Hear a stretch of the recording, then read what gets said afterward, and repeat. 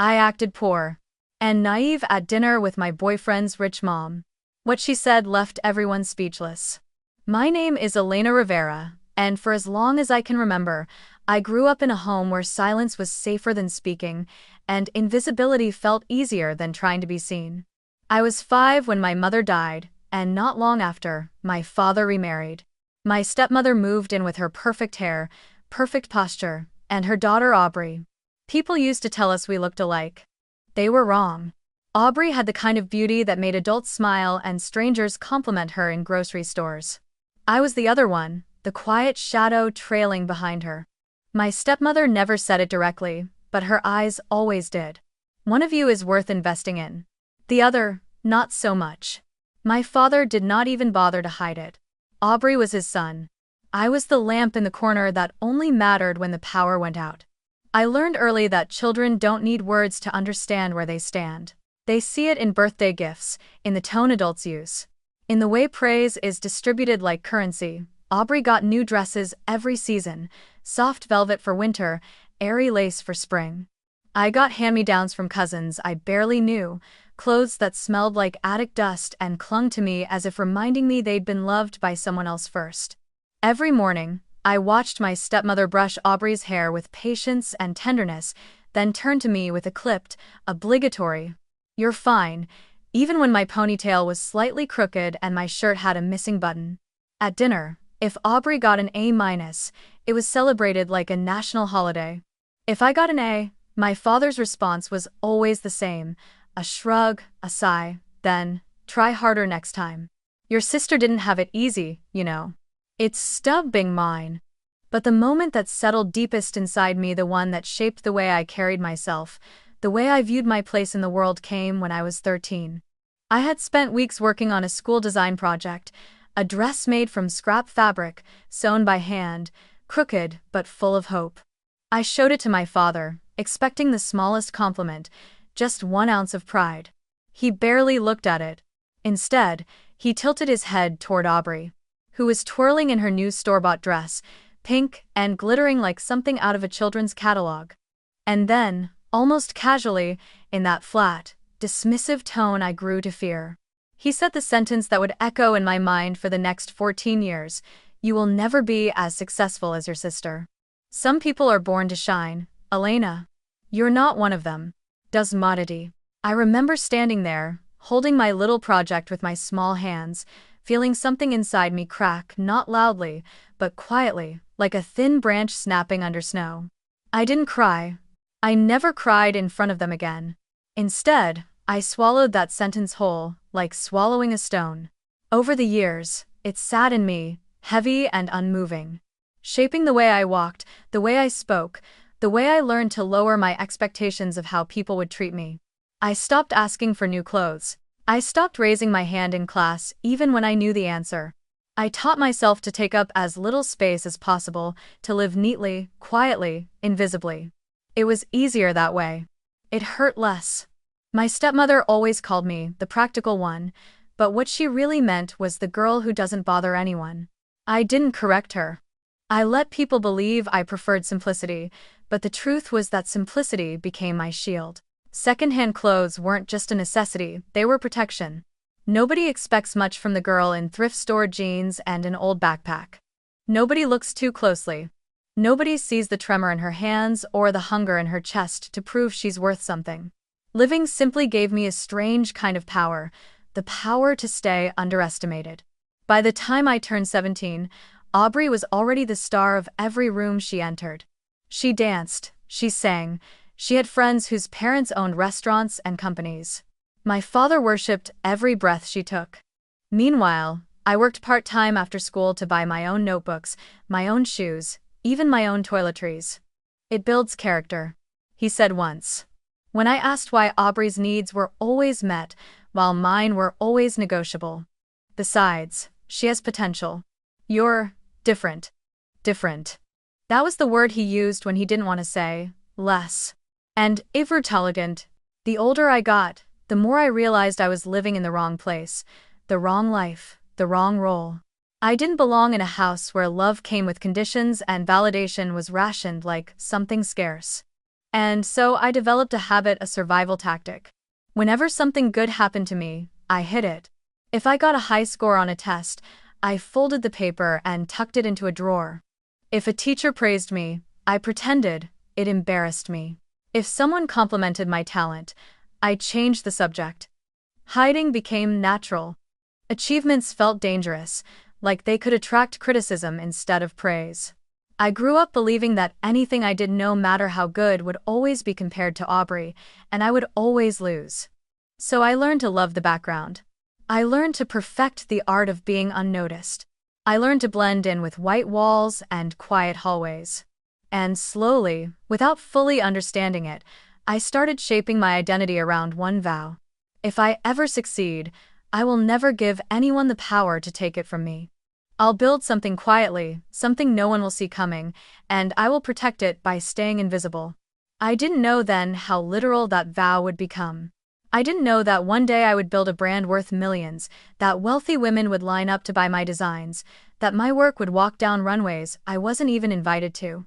I didn't know I would create something so powerful that people like my stepmother and women like Vivian Hartman would worship it without ever knowing the quiet girl behind it. But I knew this much even back then. I wanted a life where nobody could look at me the way my father had. I wanted success that didn't need anyone's approval. And above all, I wanted to be free from their voices, their judgments, their limitations. I didn't want applause. I didn't want recognition. I just wanted a life where no one could tell me, ever again, that I would never be enough. And so, without realizing it, the path of invisibility I inherited from childhood would become the armor I carried into adulthood, the armor that would one day protect me when the world finally learned who I really was and what I was capable of building from absolutely nothing. By the time I turned 19, the house I had grown up in no longer felt like a home, it felt like a place I was merely tolerated in. Arguments had become a constant hum, like static in the background of every day. My father said I was too emotional. My stepmother said I was ungrateful. Aubrey, in her soft, practiced voice, the voice that always melted adults, said I made everything dramatic. But the truth was simpler. I had become too old to be invisible, and invisibility was the role my family preferred me in. So when the final argument happened over something small, ridiculous, forgettable, it was barely a surprise when my father pointed at the door and said, "If you don't like how things are, you can leave. We're done trying with you." I packed my life into one duffel bag, a few thrifted outfits, a sketchbook, a pair of scissors, and a sewing kit that had once belonged to my grandmother, the only person who had ever told me I had talent. It took me less than 10 minutes to leave the house, but it took me years to shed the heaviness of knowing I hadn't been worth fighting for. I walked out without a plan, without a safety net, without anyone checking to see if I had somewhere to sleep. I remember the night air biting at my cheeks as I stood outside, alone, the reality sinking in. I had no home, no family, no one waiting for me. But for the first time, I also had something I had never truly owned: my life. I took a bus to Denver because it was the farthest I could get with the little cash I had saved from part-time jobs. The city felt big and indifferent, full of strangers rushing to places I couldn't imagine belonging to. But anonymity suited me. In a city where no one knew my name, I wasn't the lesser sister. I was just a girl starting over. Within a week, I found a tiny room in a shared apartment, noisy walls, peeling paint, but mine. And I found a job as a barista, the kind where you memorize orders, smile just enough, and hope customers tip generously so you can afford groceries. I worked overtime whenever possible, but Denver was expensive, and survival required more than coffee making. So I took a second job as a store assistant in a small boutique, steaming clothes in the back room while listening to customers judge fabric quality with casual arrogance. The job paid little, but it came with something I considered priceless: access to discarded materials. Customers often returned damaged pieces, frayed edges, fabric scraps, things the boutique tossed without hesitation. I asked if I could keep them. No one cared enough to say no. Those scraps became my treasure. Late at night, after both jobs, I sat on the floor of my apartment, surrounded by fabric in mismatched colors. I cut, stitched, unstitched, redesigned. My fingers blistered, then calloused. I wasn't fast, and I wasn't polished, but I was relentless. For the first time in my life, I wasn't sewing to impress anyone, I was sewing to breathe. The more I worked with fabric, the more I felt I was piecing together the parts of myself that had been torn apart over years of being told I wasn't enough. Then one evening, while experimenting with the thick strap of a damaged leather jacket and the lining of an abandoned handbag, I created something that felt different. A small structured bag with an asymmetrical silhouette, a blend of soft and sharp lines. Minimalistic, but expressive. A bag that looked like someone had designed it with intent, not someone playing with scraps on an apartment floor. I stitched the initials E.R.V. 1 on the inside, Elena Rivera version 01. I didn't know it then, but that bag would become the quiet seed of everything I would build in the years ahead. Word spread slowly at first. A coworker asked me to make a custom tote, then a friend of hers wanted one. A stranger stopped me on the street, asking where my bag was from. I started taking small freelance design requests to keep up with rent, never charging much. Afraid the moment I asked for real value, people would stop wanting my work. But they didn't. Orders grew. And soon, the demand became something I could no longer ignore, even as I continued juggling 3 jobs. At 23, everything changed. A private investment fund reached out, one I'd never heard of. They said they had seen my designs on social media, posted by a stylist who had unknowingly featured my custom bag in a photo shoot. They wanted to fund a small luxury line. They wanted me to become a real designer. Not a freelancer, not a girl stitching bags on her floor. A brand. The meeting felt unreal. I showed up in thrifted jeans and a clean blouse I had ironed 4 times, hands trembling under the table. They showed me projections, sample materials, a 5-year plan. They asked me what I wanted to name the brand. I hesitated, then said quietly, Rivera Atelier. My name. The one I used to hate, the one my father dismissed, the one I was finally reclaiming. But when they suggested making me the public founder, my stomach tightened. I thought of my father, of Aubrey, of every person who had ever told me I would never be enough. I thought of how exposure had always been dangerous for me, how visibility had always been a doorway for judgment. And so, with a mixture of fear and clarity, I said I wanted to remain anonymous. They were confused, but I insisted. If I was going to build something great, I wanted it to rise without anyone knowing I existed behind it. I wanted my work to be untainted by my past. The company was registered under a trust. A name that wasn't mine stood on every legal document. Rivera Atelier had a faceless founder.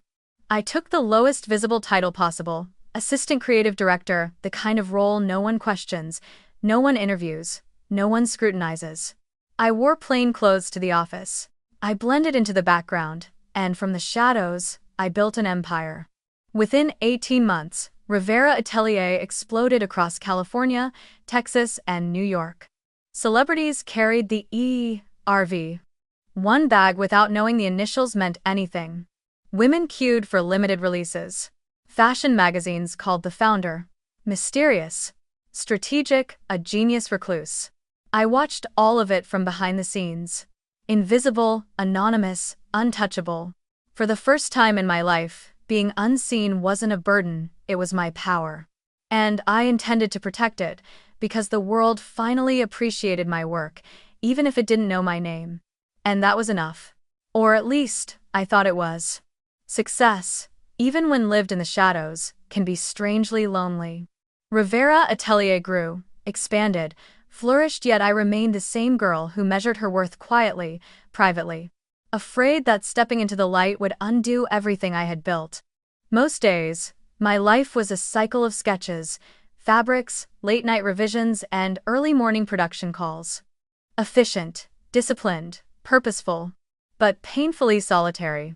So when Michael Hartman walked into my life, it felt like an unexpected softness, a warmth I had forgotten I was allowed to feel. We met in the simplest way, which, in hindsight, feels poetic. I stopped by a small tech repair shop in Denver to fix my glitching phone. He was at the counter that day, sleeves rolled up, hair messy in a way that looked unintentional but endearing. He had the kind of face that made you feel instantly at ease, not because he was particularly handsome in a striking, cinematic way, but because there was gentleness in how he looked at people, a quiet curiosity without judgment. When he asked what had happened to my phone, I admitted I had dropped it while balancing fabric rolls on my shoulder. Instead of laughing or teasing, he smiled softly and said, "That sounds like someone who works really hard." It's Sav. No one had ever said something like that to me, not with sincerity, not with admiration. I felt a warmth bloom in my chest, unfamiliar but welcome. Over the next hour, while he repaired my phone, we talked about small things: coffee, music, Denver weather. He told me he was a software engineer who preferred working with small startups instead of big, flashy corporations. "I like simple things," he said. "And simple people. Not in a boring way, just honest." I remember that word lingering in the air. Honest. It felt like sunlight on parts of me I usually kept hidden. From then on, we saw each other more, first as acquaintances, then as something more tender. He lived in a small apartment with mismatched furniture and plants he forgot to water. He cooked simple meals, worked late, and rode an old bike everywhere. He never boasted, never tried to impress anyone, and that lack of performance drew me in more than any charming gesture could have. With Michael, there were no games, no status, no comparison, just ease. And he loved my simplicity too. He told me often, "You're refreshing, Elena. You're not like people who try to prove anything." He believed I was a design assistant at a mid-level fashion company. He believed I lived in a modest apartment because I liked quiet life, not because anonymity was the armor that kept my real identity safe. He never once questioned my thrifted clothing, my understated lifestyle, or why I avoided expensive restaurants. In his eyes, my lack of luxury wasn't a flaw, it was a virtue. For a while, I let myself enjoy that. I let myself enjoy him. But secrets, no matter how carefully, kept always cast a shadow. And mine grew heavier every time he complimented my humble lifestyle. Every time he called me grounded. Every time he said it was comforting to be with someone unaffected by wealth. He meant it as praise. To him, it was part of why he was falling in love. But to me, it was a reminder that my truth was something that could change everything between us. We lasted almost 8 months before the conversation about his family came up. We were sitting in his apartment, eating takeout noodles, when he mentioned his mother for the first time. He laughed at something on his phone and said, "She'd lose her mind if she knew I was eating out of these containers." Our dish came. I smiled. "She sounds particular?" "That's one word for it." He chuckled. "She's obsessed with luxury. Designer bags, designer shoes, designer everything." Then he added, almost proudly, "Her favorite brand? Rivera Atelier. Hands down. She has an entire room just for the bags." My fork nearly slipped from my fingers. Michael didn't notice, he was still scrolling. "She keeps telling everyone that the founder must be some mystery genius. She sends emails to the brand every month begging for early access to new releases." He shook his head, amused. "It's ridiculous." I tried to speak, but my voice felt tight. "Does she judge people based on that kind of thing?" He shrugged, still casual. "She does. A lot. She believes wealth says everything about a person's upbringing, potential, values. But don't worry." He reached across the table and took my hand. "She'll like you. Because you're genuine. And she'll see that." Ari Donming, A8. But he didn't know the truth that his mother worshipped a brand I created, a brand she used as a measuring stick to judge women like me, women who wore thrift store dresses and scuffed shoes.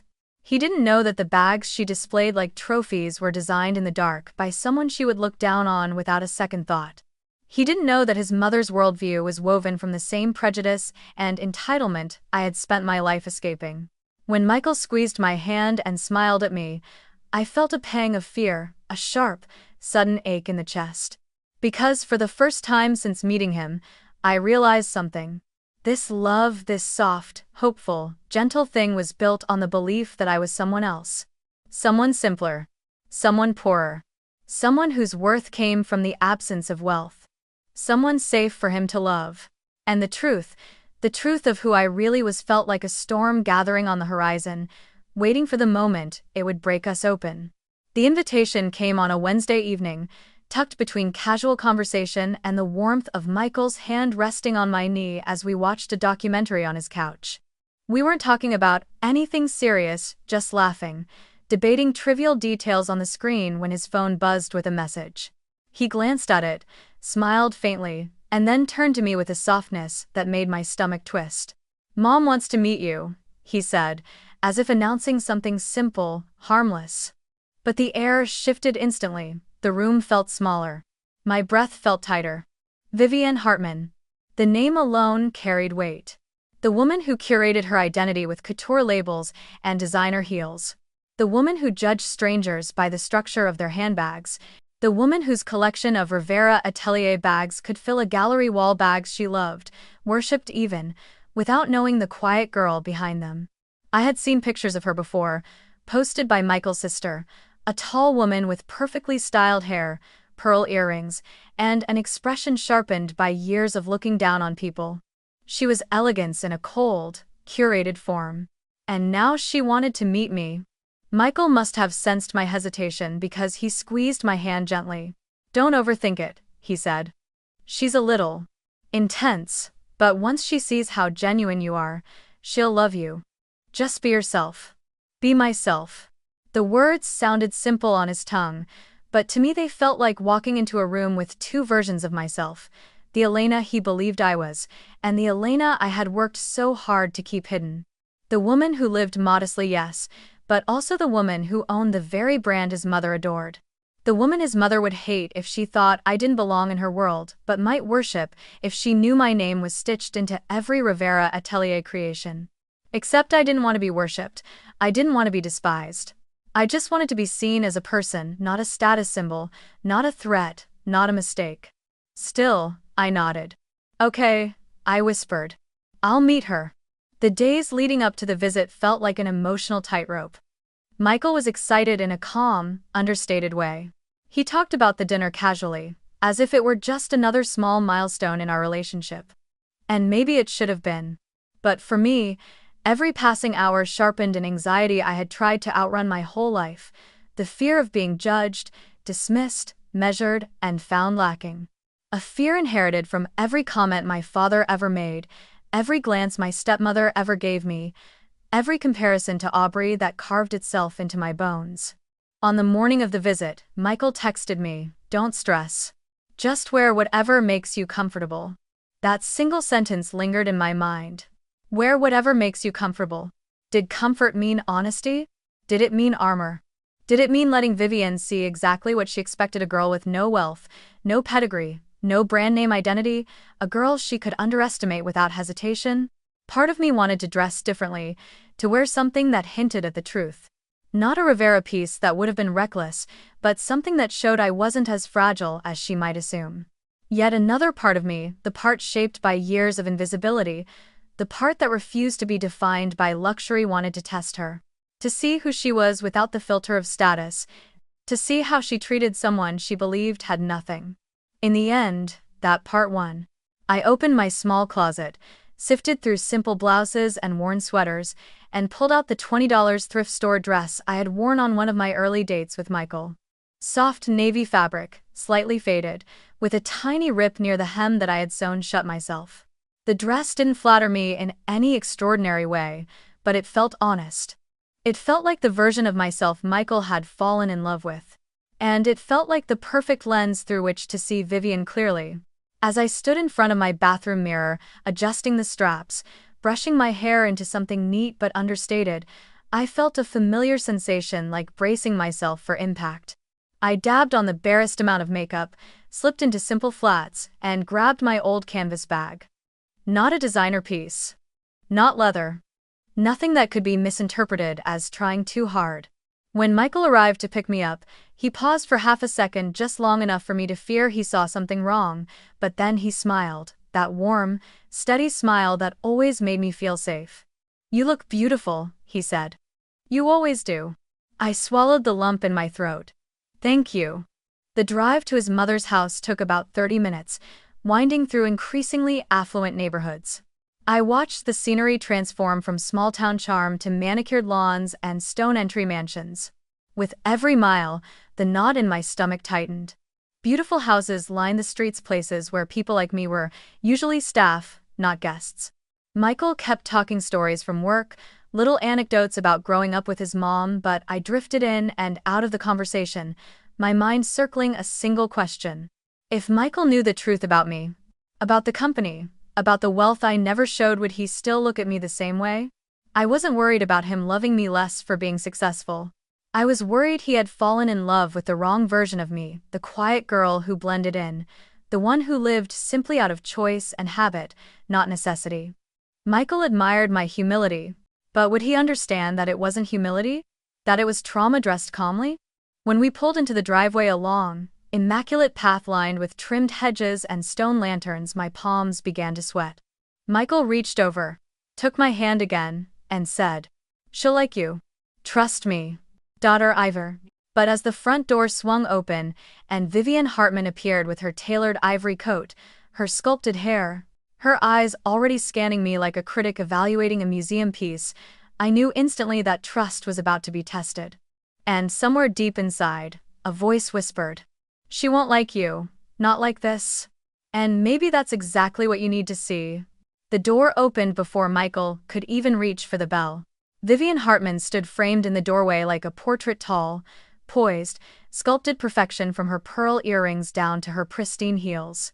For a brief moment, the late afternoon light behind her cast a golden glow around her, giving her the majesty of someone who lived her life believing the world existed in her orbit. Then her gaze fell on me. It wasn't subtle. It wasn't polite. Her eyes traveled from my face to my shoulders, then down the length of my $20 thrift store dress, then lower to my worn flats. Her lips parted not in greeting, but in shock so thinly veiled that it felt like a slap. Michael stepped forward, smiling warmly. "Mom, this is Elena." It was dated, and IRS.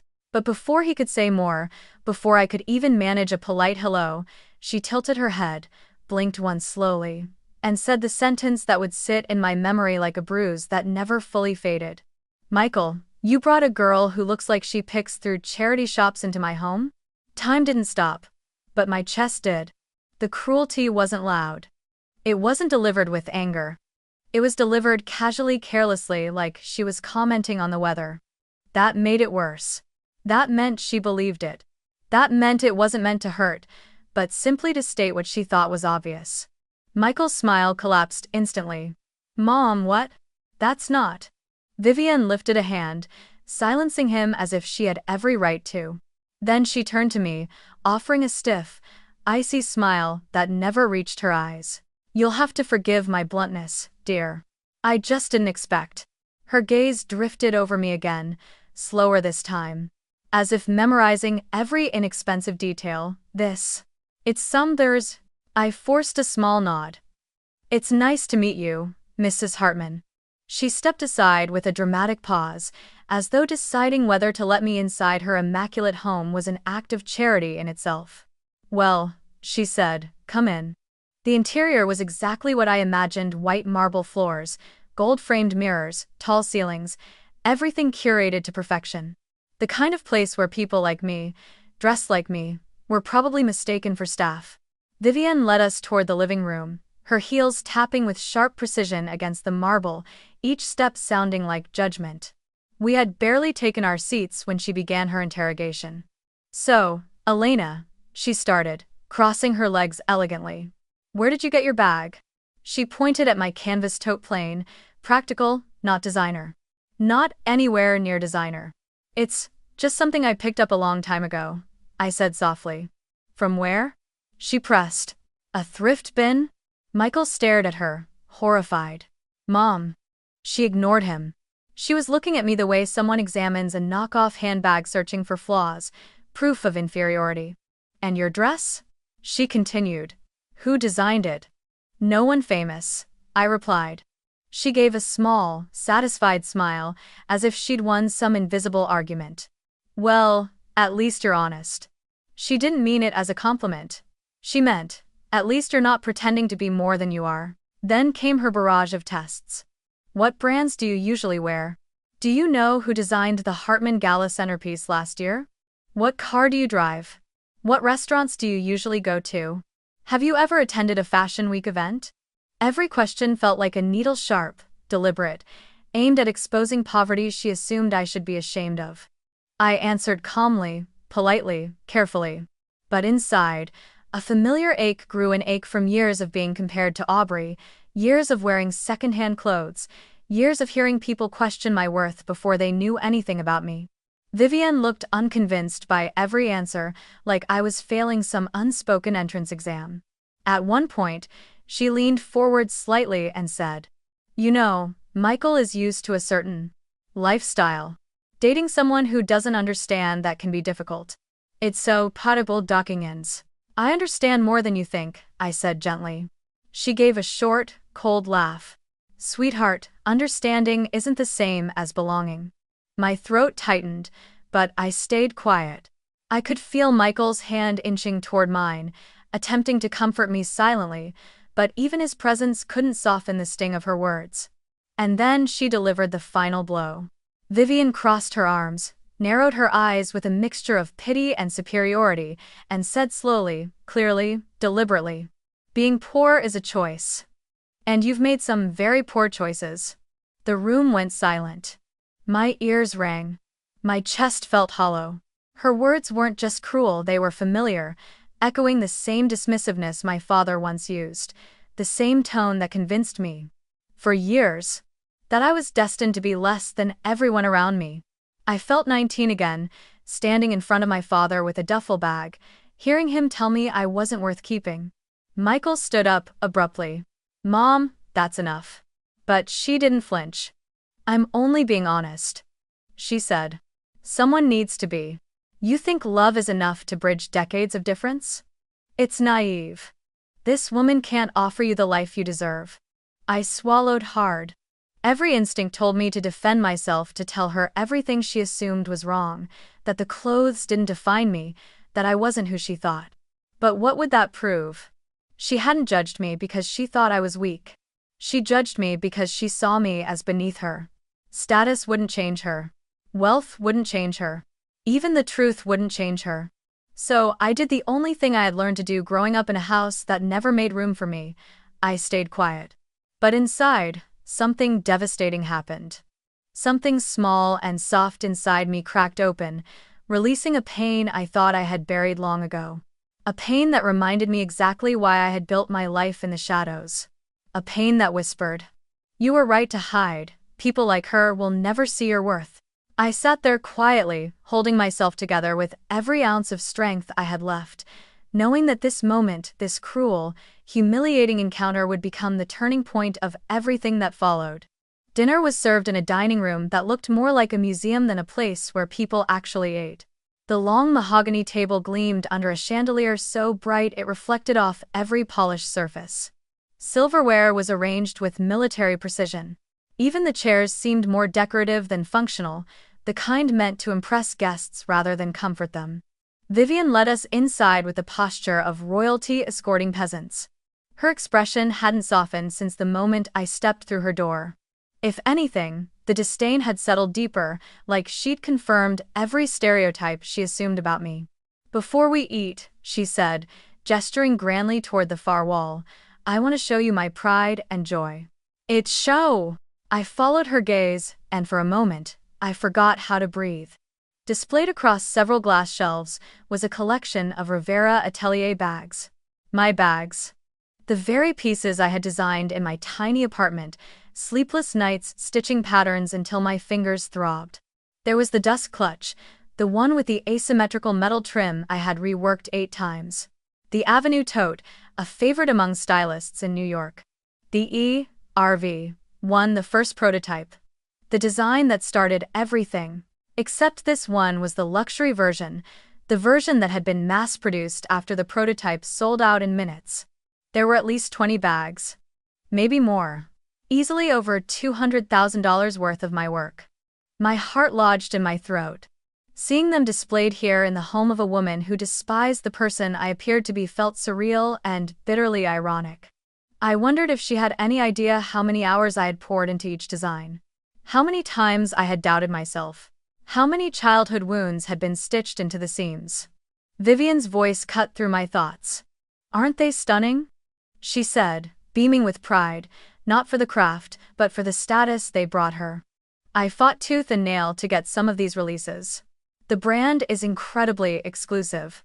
Only a very elite clientele is given priority. Michael looked impressed.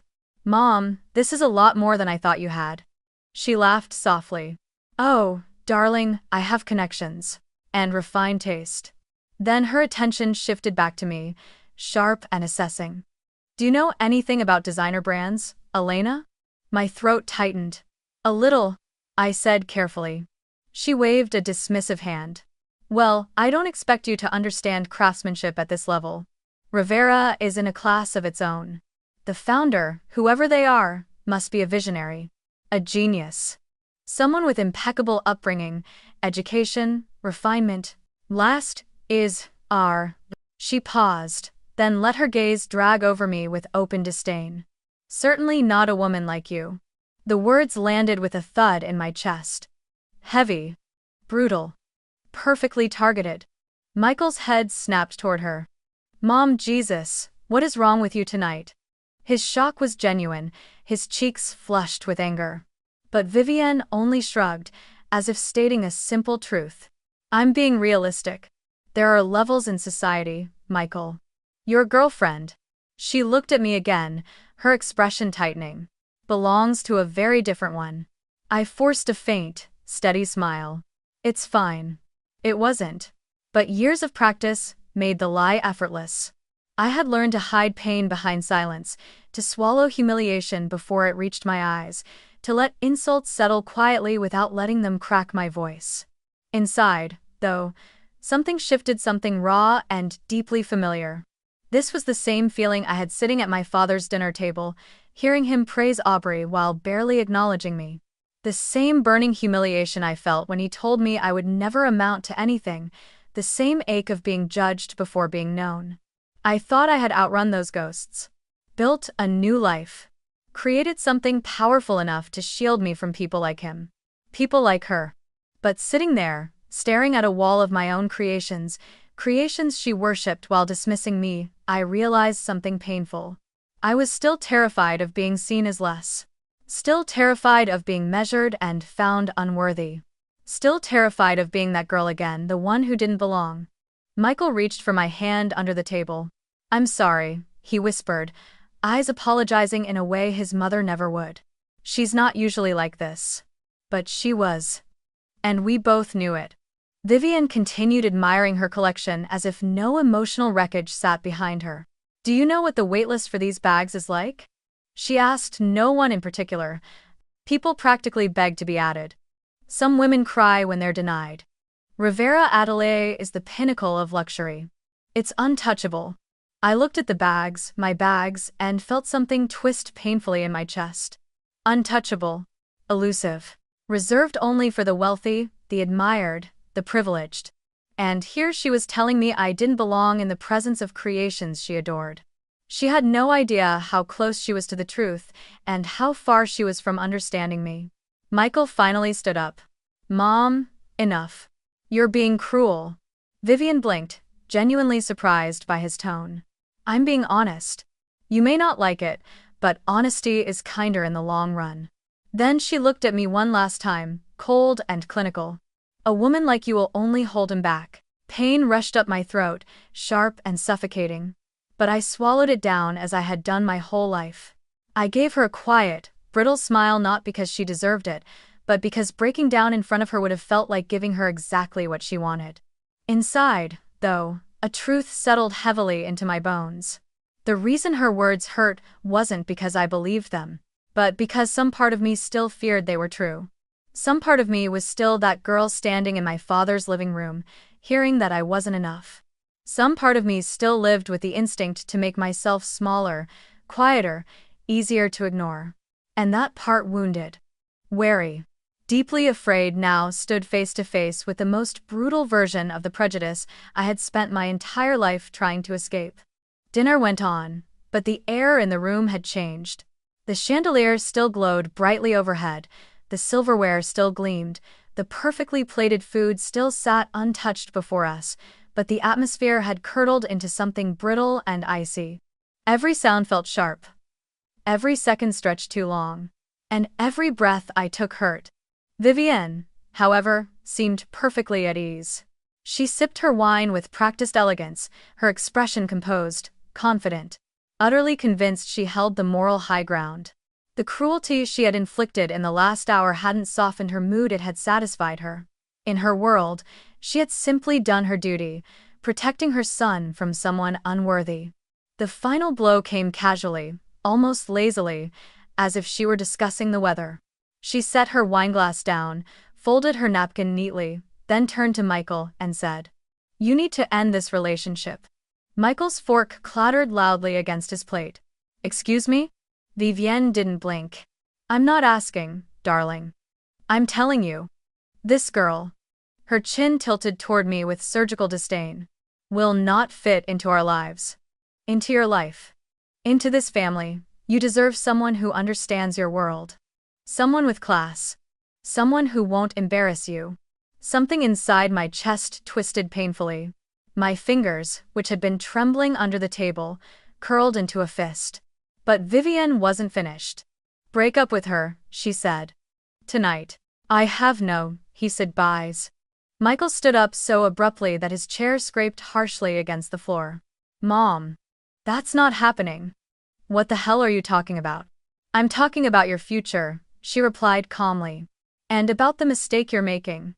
I will not watch you waste your life with a woman who has nothing to offer you." I felt the air leave my lungs, not because her words were true, but because I had once been a girl who believed them, a girl who was told she wasn't enough. A girl who had been pushed out of her own home for being the least valued person in it. And now, here I was again, hearing the same old verdict in a different voice. Michael moved closer to me, placing a protective hand on my shoulder. "Elena is the best thing that's happened to me. She's kind, smart, hardworking. She's poor," Vivienne snapped. "She has no refinement, no background, no stability. She will drag you down. And if you stay with her, you will resent her for it later." Down our faces, there it was. The verdict. Delivered like destiny. I felt a pressure build inside me, slow at first, then rising, sharp and unstoppable. Not anger, not fear. Something deeper. A realization, a clarity I hadn't had before. All my life, I had swallowed cruel words, quieted my voice to survive, shrunk myself to avoid conflict. But something in me had changed the moment I saw my own creations displayed proudly in the home of someone who despised me. Something inside me had finally had enough. I stood up. Michael looked startled. Vivienne looked mildly amused, as if she expected I might cry or flee. Instead, I looked her directly in the eyes, steady, unblinking, and said, "You don't have to accept me. And I don't need your acceptance." The room fell silent. Utterly, shockingly silent. Vivienne stared at me, her expression flickering for the first time, not with respect, but with confusion, like she couldn't comprehend that someone like me had dared to speak back. Michael whispered, "Elena." But I kept my gaze locked on his mother. My voice was calm, but I could feel the years behind it, the years of being underestimated, dismissed, unworthy in the eyes of people who believed they had the right to judge me. "You don't know anything about me," I said softly. "You haven't asked. You haven't listened. You looked at my clothes, my shoes, my bag, and decided everything about who I am and what I'm worth. That says more about you than it does about me." Arded way. Vivienne's jaw tightened, but she didn't speak. Michael reached for my hand. "Elena, wait. Let's just get through tonight." "No." I shook my head gently. "I can't stay here." His eyes softened with worry. "Please. We can talk about this. She'll calm down." I gave a sad smile. "Michael. She doesn't have to calm down. This is who she is. And I can't shrink myself anymore just to make other people comfortable." I wrecked. A silence fell between us, a silence heavy with fear, love, regret, and something neither of us could define yet. I stepped back from him, and the gesture alone felt like something inside me tearing. Then I turned toward the front door. The house was so quiet you could hear the faint hum of the thermostat. My footsteps echoed softly down the marble hallway. When I reached the entryway, I grabbed my old canvas bag and opened the door. A rush of cold air hit my face. Snow was falling light, quiet flakes drifting down like memories. And in that moment, I was 19 again, standing on the porch of my father's house with a duffel bag and the knowledge that no one wanted me. Except this time was different. This time, I wasn't being pushed out. I was choosing to leave. Choosing myself. Michael hurried after me. "Elena, please wait. Don't walk out like this." I turned to him. His eyes were pleading, panicked, desperate to fix something he didn't break. I wanted to reach for him. I wanted him to reach for me harder. But he could not in the way I needed. Not against his mother. Not against a lifetime of her expectations. "This isn't about you," I whispered. "And I'm not angry. I just can't let myself stay in places that hurt me anymore." He opened his mouth to argue, but no words came out. I stepped outside.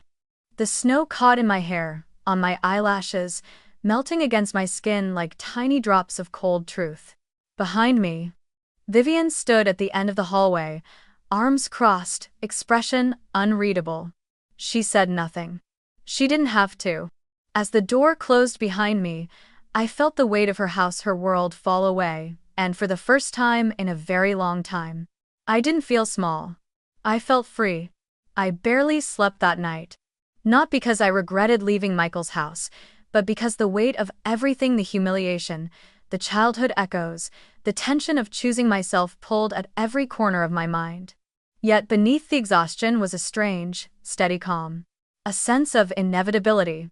Tomorrow was a day I had been preparing for silently, unknowingly, for years. Rivera Atelier was hosting its annual VIP Winter Showcase in Aspen, a private, high-profile event attended by elite clients, investors, celebrities, and industry giants. Normally, I stayed in the background, watching from behind frost glass walls or remote surveillance screens, letting the trust-appointed executives take credit for public appearances. But this year, the board insisted I attend. We had hit milestones no one expected: record sales, global expansion, and iconic status in under 5 years. And they wanted the founder me to step forward for once. I agreed only because the event was structured enough to protect my anonymity until the reveal. No one outside a small circle knew the truth. Not even most of the company's staff. It was carefully orchestrated. Still, that morning in Aspen, as I stepped into a tailored black gown, a Rivera Atelier piece I had designed months ago, but never worn, I felt the weight of the moment, not anxiety, not fear, but a strange, powerful alignment, as if the universe had finally arranged everything into one inevitable confrontation. The event hall was breathtaking. Crystal chandeliers hung from wooden beams, massive windows framed snow-covered pines, and guests floated through the room in couture pieces that cost more than my first year of rent in Denver. They mingled with champagne flutes in hand, conversations mixing languages, accents, and worlds. As I arrived, quietly slipping into a back entrance with the help of security, the head of public relations clasped my hands in excitement. "Tonight is your night, Elena. This industry is about to meet the woman behind everything." I just nodded, my heart steady. If last night had taught me anything, it was that stepping into my own identity didn't need to be terrifying. It needed to be mine. The ceremony began as the sun dipped behind the mountains. Guests took their seats. A soft orchestral score filled the room. The host stepped on stage to thunderous applause and began announcing awards. I stayed in the shadows backstage, listening quietly. Then I heard her voice. Vivienne. She was in the front row, laughing, chatting, bragging. I peeked through the velvet curtain, and there she was, dressed in a jeweled white gown, hair perfectly curled, surrounded by her equally polished friends. On her lap sat a Rivera bag, a limited edition piece only a handful of clients owned. She stroked it like a prized possession. Of course she would be here. Vivienne attended every Rivera VIP event religiously. It was her sanctuary, her place of worship. But seeing her now, so confident, so sure of her place in this world, while still believing I was beneath her, beneath all of this, was something I wasn't prepared for. Michael sat beside her, looking drained, his expression tight and distracted. He kept checking the entrance, scanning the crowd, searching for me. My breath caught. He didn't know I would be here. He didn't know tonight would shatter every assumption he had about me. He didn't know the truth he had been loving in the dark was about to step into the brightest spotlight imaginable. The host's voice boomed through the room. And now, our final honor of the evening. The award for the most influential woman in fashion this year. Applause erupted. The winner, the host continued, is the visionary behind Rivera Atelier, the mind responsible for redefining American luxury and global design. Vivienne straightened eagerly. Finally, she whispered loudly enough for everyone around her to hear. "We'll see who she is." She didn't know how right she was. The host smiled at the audience, milking the suspense.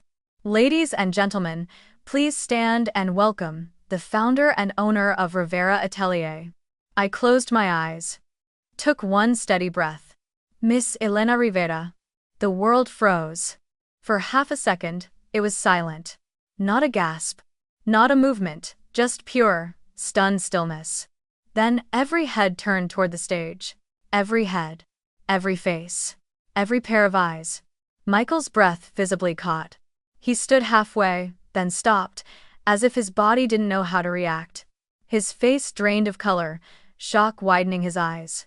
And Vivienne shot up from her chair so fast her $12,000 purse slipped from her hand and hit the floor with a loud crack. She didn't even look at it. Her face twisted with disbelief, horror, confusion, like her world had tilted and dropped her somewhere she didn't recognize. "No," she whispered. "No, that's not." But it was. I stepped onto the stage. The spotlights hit me warm, bright, blinding. Applause erupted.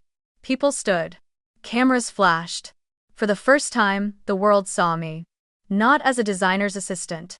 Not as a quiet girl in secondhand clothes. Not as someone who didn't belong. But as the creator of the very world Vivienne worshipped. My heart was pounding, but my face remained calm. I had worn invisibility like armor for years tonight. I let myself take it off. "Thank you," I said into the microphone, looking out across the sea of stunned faces. My gaze found Michael's. His expression held everything at once: shock, hurt, awe, confusion, love. Then my eyes shifted to Vivienne. She looked like she had been struck. Her mouth trembled, her hands shaking slightly. She couldn't reconcile the woman she had belittled with the woman standing on stage, celebrated by the elite she admired. For the first time in her life, Vivienne Hartman had misjudged someone so completely that it shattered her entire worldview. And I stood there, steady, unapologetic, finally whole. The applause was still echoing in my ears long after the ceremony ended. People continued stopping me for photos, handshakes, congratulations. But their words felt distant, barely brushing the surface of my consciousness. My mind was still anchored to two faces in the crowd: Michael's stunned disbelief and Vivienne's collapsing composure. Once the lights dimmed and the cameras were packed away, I slipped out through a quiet hallway toward the private lounge reserved for honorees. It was dimly lit, warm, quiet, the opposite of the cinematic chaos I had just stepped out of. I just needed a moment to breathe, to collect myself, to let my heartbeat settle back into something manageable. But I didn't get that moment. The door opened behind me. Abruptly, forcefully. When I turned, Vivienne stood there. Her mascara smudged, her lipstick faded, her breath uneven. She looked nothing like the perfectly constructed woman I had seen mere hours ago. For the first time, since meeting her, she looked human. And frightened. "Elena," she whispered. I stayed still. Saying nothing was easier than deciding how much of myself I was willing to give her. She closed the door behind her and took a shaky breath. "I didn't know. I didn't know who you were." "Yes," I said quietly. "You made that very clear." The words hit her harder than I expected. She winced, stepping closer but stopping herself as if crossing the room required permission she no longer felt entitled to ask for. "I'm sorry," she said. The words came out strangled, almost painful. I was wrong. About everything." She wiped at her cheek, her voice trembling. "I thought you were going to hurt my son." I thought you would make his life harder. I thought her voice cracked completely. I thought he deserved better. My jaw tightened. Better? I repeated softly. Or richer, better. Or someone who fit your picture of what worthy looks like. Vivian dropped her gaze, shame staining her expression. I was scared, she admitted. Not of you, of losing influence. Of losing the life I built for my family. I wanted someone who would elevate him, not someone I believed would hold him back. The honesty, though flawed, wasn't the problem. The problem was the part she didn't say. It was never about me being poor, I said, my voice steady but edged with a truth I could no longer hide. It was about you deciding I was less refined, less valuable, less human, even. Her mouth trembled. Elena, you looked at my clothes and assumed the rest. You didn't ask who I was. You didn't care. You just saw someone beneath you and decided that was enough information. Vivian sagged into a chair, looking more broken than I imagined she could ever appear. For a woman who had built her entire identity on status, the humiliation of being exposed of having judged the wrong person must have been unbearable. I should have treated you with kindness, she said quietly. I didn't, and I'm sorry, truly. I believed she meant it. Regret had softened her features in a way nothing else ever had. But sincerity didn't erase harm. It didn't change the fact that she would have continued treating me like dirt if she hadn't found out the truth. The truth didn't humble her. Being wrong did. I appreciate the apology, I said. But the wound is still there. You judged me before you knew anything about me. She nodded slowly, accepting the consequences. I understand if you'll never forgive me. I didn't answer. Forgiveness wasn't something I could consider tonight. Before either of us could speak again, the door opened a second time. Michael. He froze when he saw the two of us, breath catching as if he'd run across the entire lodge. His eyes went straight to mine, relief, pain, confusion, all tangled together. Elena, he said softly, stepping toward me. I've been looking everywhere for you. My heart trembled. I hadn't prepared myself for this part. Facing Vivian was one thing, clean, necessary, unavoidable. Facing Michael, our hurt. He moved closer, stopping just a foot away. I didn't know, he whispered. About any of it. About who you are. What you built. You never told me. I know, I said. I would have listened, he continued, voice cracking. I would have understood. That was the part that broke me. Because he believed it, truly, and maybe he would have tried. But trying wasn't the same as standing up for someone. Rivera Atelier was hosting its annual VIP Winter Showcase in Aspen, a private, high-profile event attended by elite clients, investors, celebrities, and industry giants. Normally, I stayed in the background, watching from behind frost glass walls or remote surveillance screens, letting the trust-appointed executives take credit for public appearances. But this year, the board insisted I attend. It's our kind of, isn't it? 9. He flinched. I hated hurting him, but the truth had waited too long already. I need something different, I said. I need someone who stands with me not because of who I am, but because I am theirs. Because they choose me. Not because I fit. Not because I reveal myself. But because they believe in me.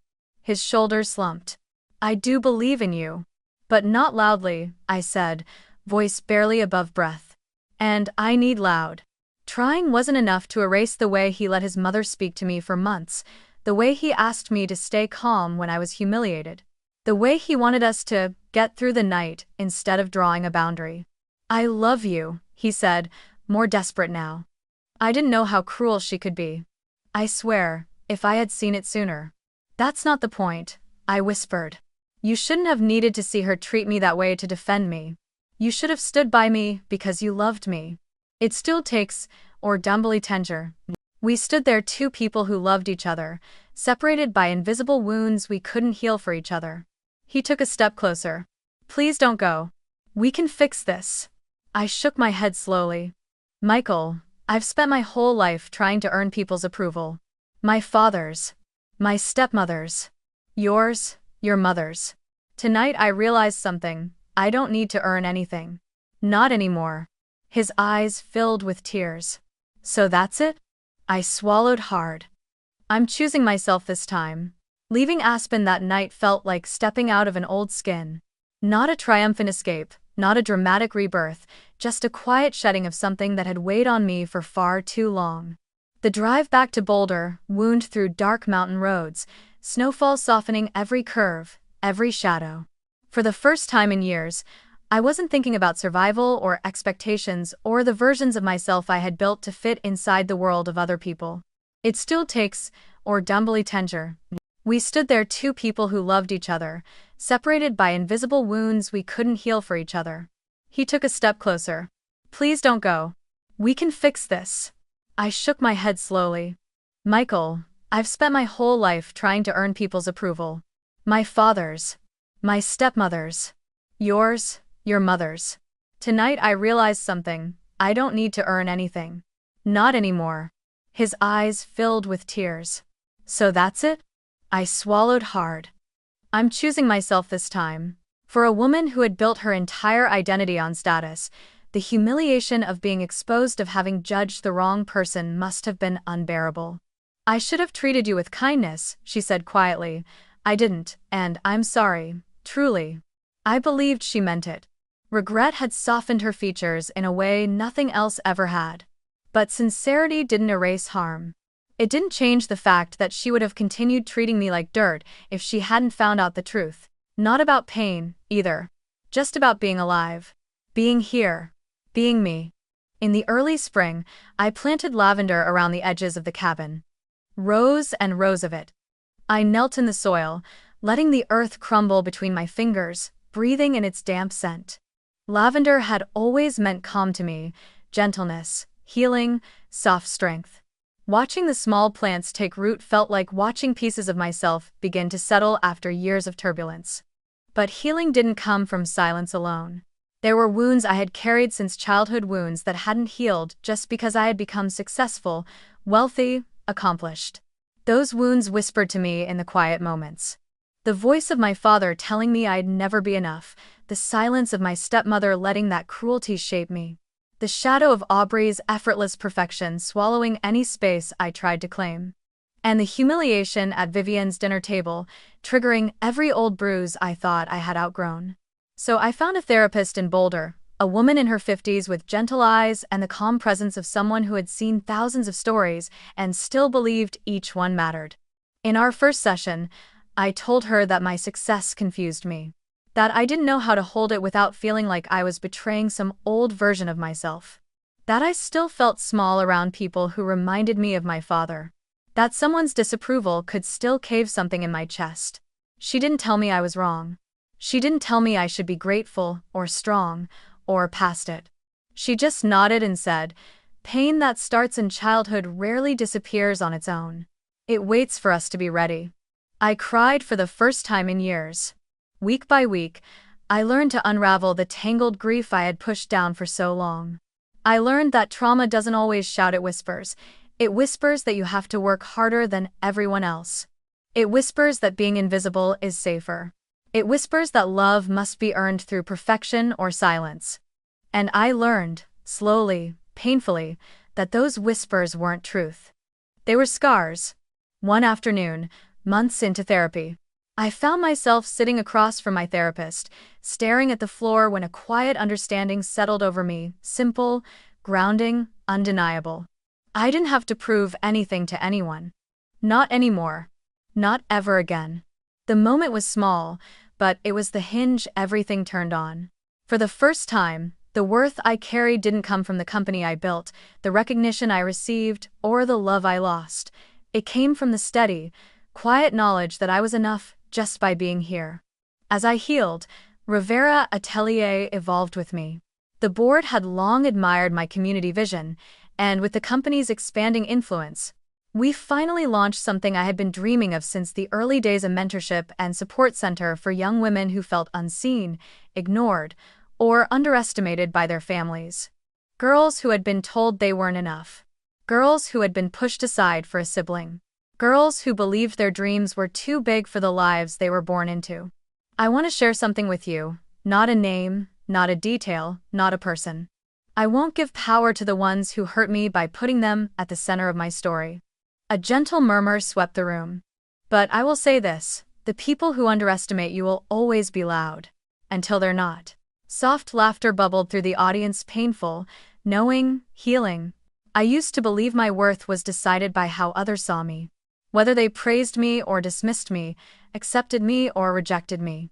The public founder of Rivera Atelier, that polished persona the world now recognized, existed only on rare occasions. In the center, I was not the founder. I wasn't a CEO. I wasn't a face on a magazine cover. I was just Elena, the woman who made tea for visiting students, who offered gentle advice from the corner of the room, who helped a shy girl thread her first needle, who listened when someone whispered. My dad said I'll never be anything.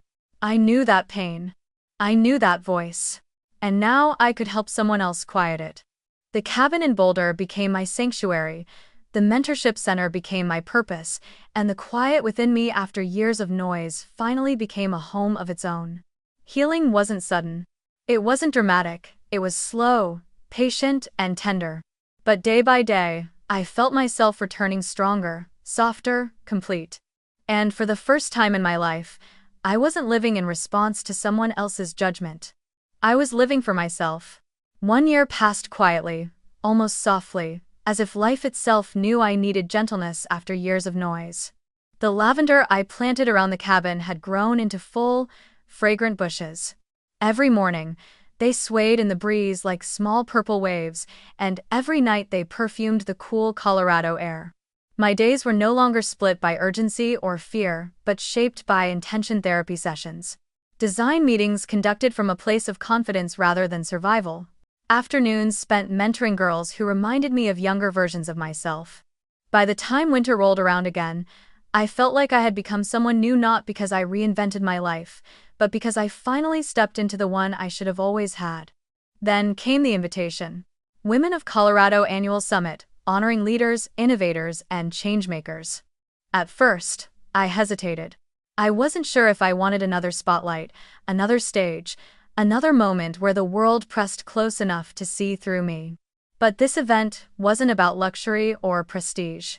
It wasn't about fashion or wealth. It was about resilience. About women who had built something powerful not because they were born into privilege, but because they had carved their paths from the sharp edges of adversity. So I said yes. The summit was held at a modern glass venue overlooking a frozen lake in Denver. Snow blanketed the surrounding pines, and warm golden lights shimmered through the windows, giving the entire building a gentle, radiant glow. Inside, women of all ages mingled: entrepreneurs, activists, artists, executives, survivors. This room wasn't about ego, it was about community. As I arrived, people greeted me warmly.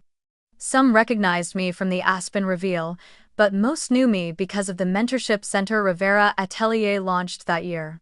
They thanked me, hugged me, told me what the programs had done for their daughters, their students, their communities. For the first time, admiration didn't make me shrink. It didn't make me uncomfortable. It simply felt right. Earned, rooted. I was set to give the closing address, the final speech of the evening. Before I went backstage, I glanced around the room. That's when I saw him. Michael. He stood near the back, half hidden behind a row of chairs. His coat dusted with snow, his hands in his pockets. He didn't approach. He didn't wave. He didn't try to draw my attention. He simply watched quietly, respectfully, with a softness in his eyes that made my breath catch. Time hadn't changed the way he looked at me. We opened the first center in Denver, a modern, warm building filled with sewing machines, design studios, therapy rooms, and quiet corners for journaling. The program offered creative workshops, funding for education, emotional support, and, above all, a place where these girls could see themselves reflected in others who had survived similar wounds. I didn't appear in photos or give speeches. As I walked onto the stage, the lights felt softer than the Aspen spotlights. Not blinding, not demanding, just present, guiding. I took my place at the podium, looking out at hundreds of women whose faces blended into a tapestry of hope and strength. I didn't prepare a script. I didn't need one. I placed my hands lightly on the podium, breathed in the lavender scent still clinging faintly to my clothes, and began. A year ago, I stood on a very different stage. The board had long admired my community vision, and with the company's expanding influence, we finally launched something I had been dreaming of since the early days: a mentorship and support center for young women who felt unseen, ignored, or underestimated by their families. Girls who had been told they weren't enough. Girls who had been pushed aside for a sibling. Girls who believed their dreams were too big for the lives they were born into. Success built on secrecy is lonely.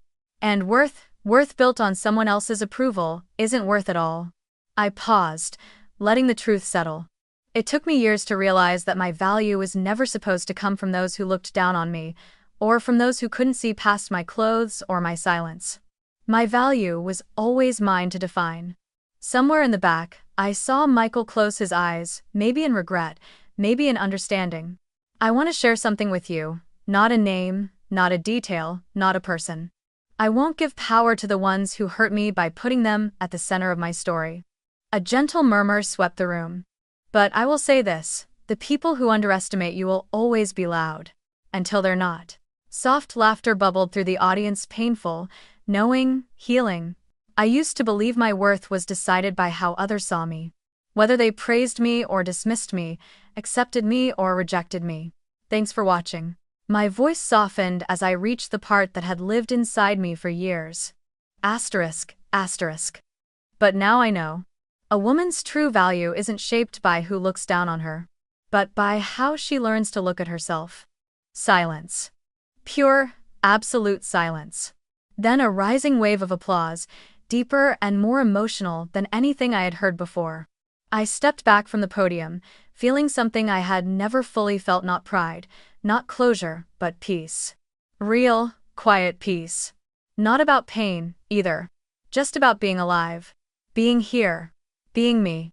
In the early spring, I planted lavender around the edges of the cabin. Rows and rows of it. I knelt in the soil, letting the earth crumble between my fingers, breathing in its damp scent. Lavender had always meant calm to me: gentleness, healing, soft strength. Watching the small plants take root felt like watching pieces of myself begin to settle after years of turbulence. But healing didn't come from silence alone. I wasn't the girl in the $20 thrift store dress, shaking as she stepped into the cold. I wasn't the young woman searching for validation. I wasn't someone living in the shadows of other people's opinions. I was Elena Rivera. A woman who survived. A woman who built herself. A woman who learned that freedom comes from choosing yourself, even when it costs everything. I glanced once more through the window. Success built on secrecy is lonely. And worth built on someone else's approval isn't worth it all. I paused, letting the truth settle. It took me years to realize that my value was never supposed to come from those who looked down on me, or from those who couldn't see past my clothes or my silence. My value was always mine to define. Somewhere in the back, I saw Michael close his eyes, maybe in regret, maybe in understanding. And for the first time in my life, I wasn't cold. I wasn't afraid. I was free.